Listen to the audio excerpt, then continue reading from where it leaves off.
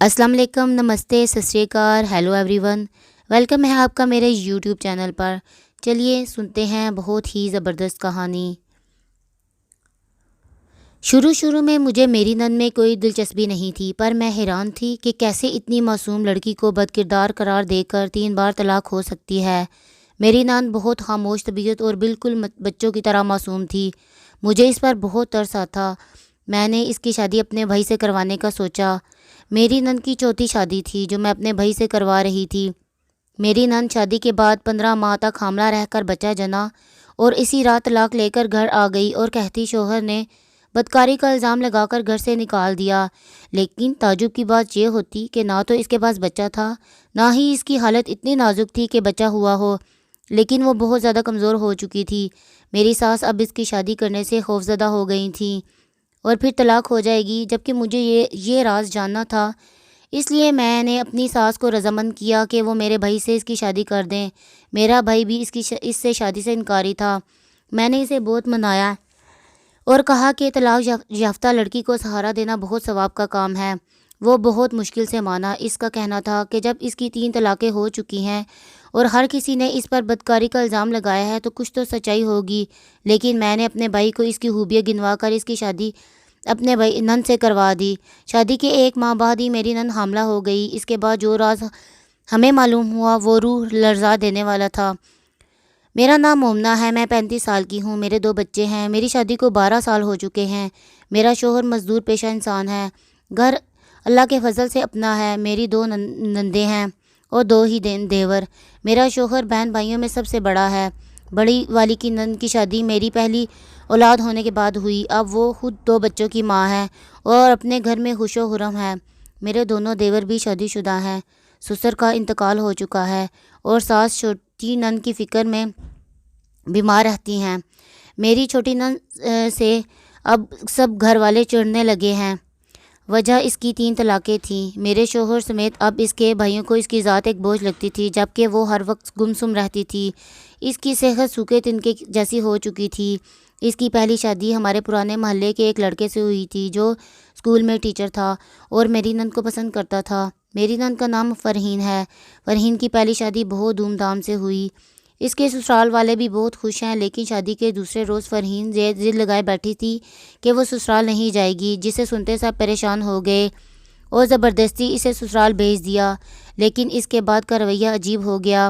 شادی کے 1 ماہ بعد وہ حاملہ ہو گئی۔ اس کے سسرال والے بہت خوش تھے، لیکن فرحین بالکل خاموش۔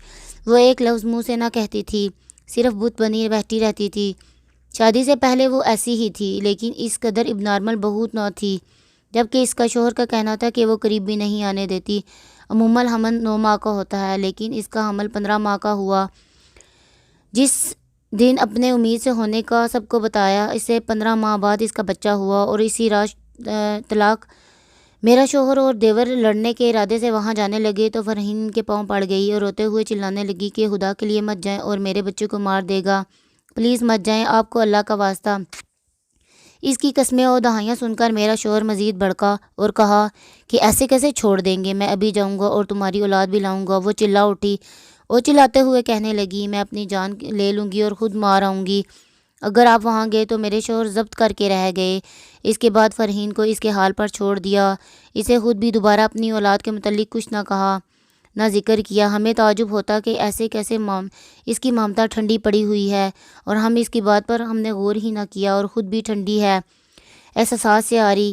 اس کی دوسری شادی میری بڑی نند کے شوہر کے دوست سے ہوئی اور اتفاق سے اس کی کوئی اولاد نہ تھی، لیکن طلاق ہو گئی اور رات کے سیاہ پہر گھر آئی۔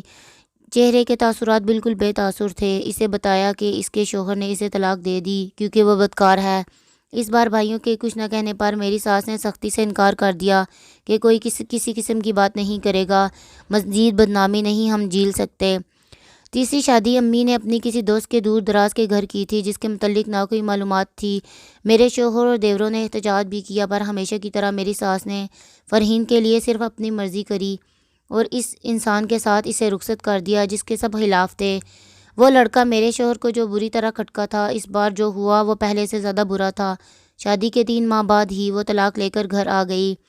اس بات سب فرحین کے معاملے میں بے حس بن گئے۔ جب ہر جگہ میری ساس کو اپنی مرضی کرنی تھی تو میرے دیوروں اور شوہر نے فرحین کے سر سے ہاتھ اٹھا لیے، لیکن میں اس مسئلے کو جاننا چاہتی تھی۔ جب میں نے اپنے بھائی سے شادی کروانے کا فیصلہ کیا تو میرے شوہر نے انکار کیا، لیکن میں نے انہیں سمجھایا کہ کیسر میرا بھائی بہت اچھا انسان ہے، آپ کو امی سے بات کرنی چاہیے، ورنہ یتیم بہن کی بربادی پر روز محشر کیا منہ دکھائیں گے۔ اللہ کو میرا کہنا تھا کہ میرے شوہر کے اندر مرا ہوا احساس میں دوبارہ جاگ اٹھا۔ انہوں نے امی سے جب اس رشتے کے متعلق بات کی تو ان کے چہرے کا رنگ متغیر ہو گیا اور انہوں نے منع کر دیا کہ وہ فرحین کی شادی نہیں کرنا چاہتی۔ لیکن اس بار میرا شوہر پھٹ پڑا اور امی کو واضح کہہ دیا کہ آپ نے فرحین کے معاملے میں ہر بار اپنی مرضی چلائی، لیکن اب بہت ہو گیا۔ میری ساس میرے شوہر کے رویے سے گھبرا گئیں، پھر ان کی ایک نہ چلی کیونکہ میرے دیور بھی میرے شوہر کی سپورٹ میں کھڑے ہو گئے تھے۔ پھر میری ساس کو حامی بھرنی پڑی۔ ابھی شادی کو 1 مہینہ ہی گزرا تھا جب میری نند نے میرے بھائی کے سامنے کہا کہ وہ حاملہ ہے۔ میرے بھائی نے اس کے منہ پر زوردار تھپڑ مارا اور اس وقت مجھے فون کر کے بلا لیا۔ اس کے بعد جو میرے بھائی نے مجھے بات بولی وہ میرے اوسان خطا کر گئی۔ میرے بھائی نے مجھ سے کہا یہ ماں بننے والی ہے، جبکہ میں نے اسے ابھی تک چھوا بھی نہیں ہے۔ وہ میری نند کو طلاق دینے والا تھا جب میں نے اسے روک لیا اور اپنی نند کے قریب گئی جو گمسم بیٹھی رو رہی تھی۔ میں اس کے پاس بیٹھی اسے بغور دیکھا، میری آنکھیں اچانک نم ہونے لگی۔ میں جو کبھی اسے پلٹ کر دیکھنا پسند نہیں کرتی تھی وہ ہمارے لیے بدنامی کا داغ تھی۔ مجھے اس پر ٹوٹ کر ترس آیا۔ وہ چہرے سے برسوں کی مریضہ لگ رہی تھی۔ میں نے اسے محبت سے پکارا اور پوچھا کہ ابھی بچہ کیسے ہو سکتا ہے، ابھی تو نئی شادی کی شروعات ہی نہیں ہوئی۔ لیکن وہ میرے کہنے پر تیزی سے نفی میں سر ہلانے لگی کہ یہ بچہ چاچا شاہد کا ہے۔ میں نے بے اختیار منہ پر ہاتھ رکھ لیا۔ پیچھے کھڑے میرے بھائی صبر ٹوٹنے لگا۔ وہ مارنے آگے بڑھنے ہی لگے تھے کہ میں نے اسے روک دیا۔ چاچا شاہد کون؟ مجھے وہ حواسوں میں نہیں لگ رہی تھی، حواسوں میں پہلے بھی نہیں ہوتی تھی، لیکن اب اس کا رویہ بہت زیادہ اب نارمل تھا۔ پرانے محلے والے کشش میرے دوست اس کے ابو، وہ رازداری سے بول رہی تھی، جبکہ اس بار میرا بھائی ٹھٹکا تھا۔ میں نے بے یقینی سے اسے دیکھا، مجھے یاد آ گیا وہ کس چچا شاہد کی بات کر رہی ہے جو پرانے محلے میں ہمارے پڑوسی تھے۔ لیکن یہ چچا شاہد کا بچہ کیسے ہو سکتا ہے؟ فرحین، تمہاری شادی تو کیسر سے ہوئی ہے نا؟ میں نے اس کے گال پر ہاتھ رکھتے ہوئے سمجھایا۔ وہ ہاتھ جھٹک کر بولی، میں بد کردار ہوں، مجھے طلاق چاہیے، ورنہ وہ مجھے مار دیں گے۔ وہ یہیں اس گھر میں ہے، پلیز مجھے طلاق دے دو۔ وہ اچانک رونے لگی جبکہ میں سن پڑ گئی۔ اس کی دماغی حالت درست نہیں لگ رہی تھی۔ میرا بھائی بھی بے یقینی میں مجھے دیکھ رہا تھا۔ جب وہ رونے لگی کہ مجھے طلاق دے دو نا ورنہ وہ مارے گا بھی مجھے، وہ یہی ہے، میرا سانس لینا مشکل ہو گیا اور میں وہاں سے فوراً باہر نکل گئی۔ پریشان تو میرا بھائی بھی ہو گیا، اس لیے فوراً میرے ساتھ باہر نکلا۔ میں منہ پر ہاتھ رکھے رونے لگی۔ کچھ تو پوشیدہ تھا، کچھ تو تھا جو چھپایا گیا تھا۔ میں نے وہی کھڑے ایک فیصلہ لیا اور اپنے بھائی کے ساتھ فرحین کے پہلے سسرال گئی، جہاں دروازہ اس کے پہلے شوہر کی دوسری بیوی نے کھولا۔ اتفاق سے وہ ٹیچر گھر پر ہی موجود تھا۔ وہ بھی مجھے بخوبی پہچان گیا، اس لیے ڈرائنگ روم میں بٹھایا۔ میرے چائے کا پوچھا تو میں نے انکار کر دیا۔ جب انہوں نے میرے آنے کی وجہ دریافت کی تو میں نے پوچھا کہ میری نند کو بد کرداری کا الزام لگا کر طلاق کیوں دی؟ ایسی کون سی حرکت کی تھی اس نے؟ میرے سوال پر وہ ٹھٹک گیا اور مجھ سے بولا، اپنا جملہ درست کریں، میں نے طلاق نہیں دی تھی، مجھ سے زبردستی طلاق لی گئی ہے۔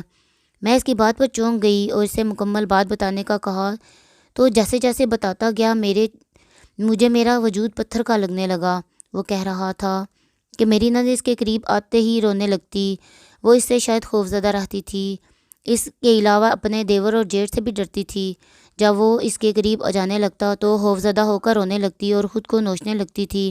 میں نے اس سے کہا اس کا حمل 15 ماہ کیسے مضر ہوا تو بے اختیار افسوس بھری گہری سانس لی اور بولا کہ وہ تو اسے چھونے سے پہلے ہی خود کو حاملہ کہتی تھی، جبکہ شادی کے 6 ماہ بعد وہ حاملہ ہوئی تھی، لیکن اسے شادی کے دوسرے ہفتے ہی کہنا شروع کر دیا تھا کہ وہ حاملہ ہے، بد کردار ہے، اسے طلاق دے دو۔